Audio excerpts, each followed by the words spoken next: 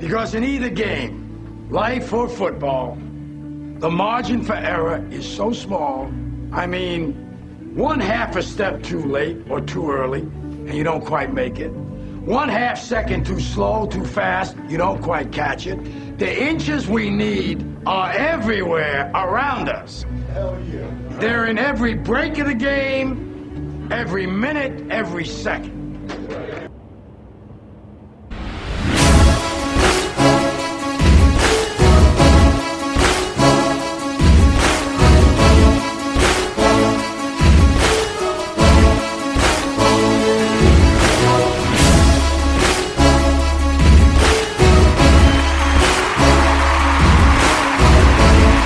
Hey everybody. All right, we are going to finish just a few more thoughts I have on why I believe in God, why we should all believe in God, and why I follow Jesus. And it's basically to counter what the world is throwing at us as people.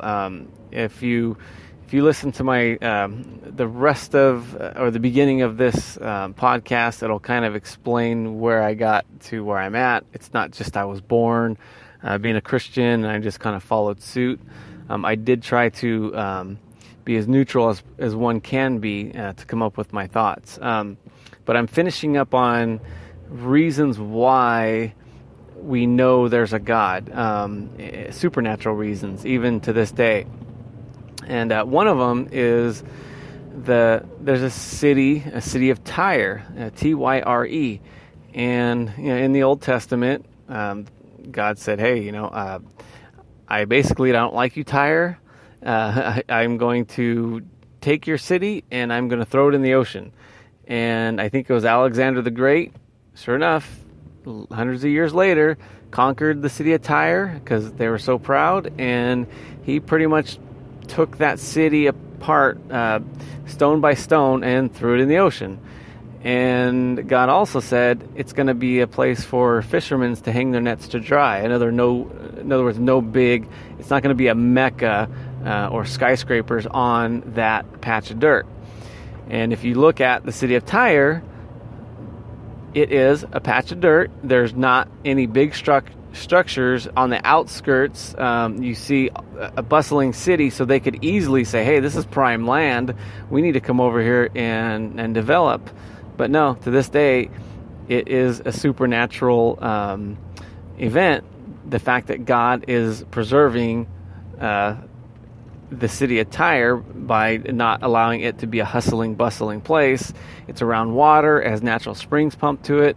But it's one of a few things that are, or many things that you can point to that make it supernatural. And let's see, another thing is, and this is a big thing, is the Bible foretells every city within 1,000 miles of Jerusalem how it's going to come about, and in many cases how it's going to fall before it happens. How it's going to be conquered.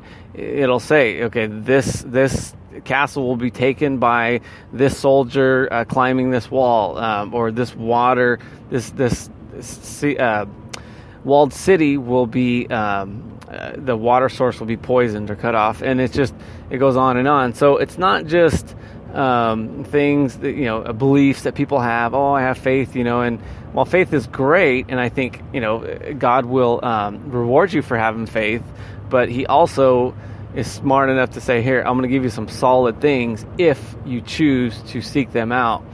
And, of course, there's many questions people have, like, oh, well, if, how do we know that the Bible was translated correctly? And, everything could be answered, but as soon as you answer it, there's another question, and that's fine.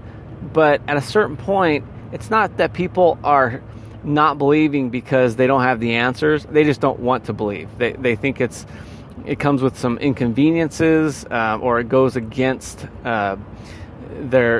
what they want, and for whatever reason, people are going to deny it, and they will always find a reason. But no, I love the back and forth, as long as it's just for informational purposes, and if somebody doesn't get too excited and you can actually have a good conversation. I think that's the most meaningful dialect you can have with somebody. If somebody is in a different religion or an unbeliever, to tell them why you believe and to hear and understand why they believe what they believe. I think that's why God gave us brains, is so we can use them. And if you're not exercising them, it's like a muscle. It is going to atrophy. So that and there's so much more to it. But I think that gives people at least something that know there's a God. They just know there's something out there, and they just need some solid nuggets, I guess, to bring to help make an argument to other people. But let it be a catalyst to go and research all the many other things that help to prove there's a God. But remember, God says, hey, if you need a miracle or a sign, your heart is not going to believe anyway. You've already made up your mind and you decided that you don't want them. Because you got to remember, there were people that saw the miracles of Moses and of Jesus, and they still said no. They're like, no, thanks. So it's not a matter of not believing. And so since we're in a time where we don't have miracles anymore, at least on a regular basis, because there's no need to, because now we have the historicity of what happened and all the other things. So now it's just a choice you have to make. The evidence is there. But at the beginning, God had to do it just to let him know, yeah, I am God, by the way, and here's why. Moses had to prove to the Pharaoh, pulling his hand out of his leprosy, putting his hand in his pocket, and it was healed. So he did certain things just to separate him from everybody else. But once it was done, there's so much out there that now you don't need the miracles. You just need to act on it.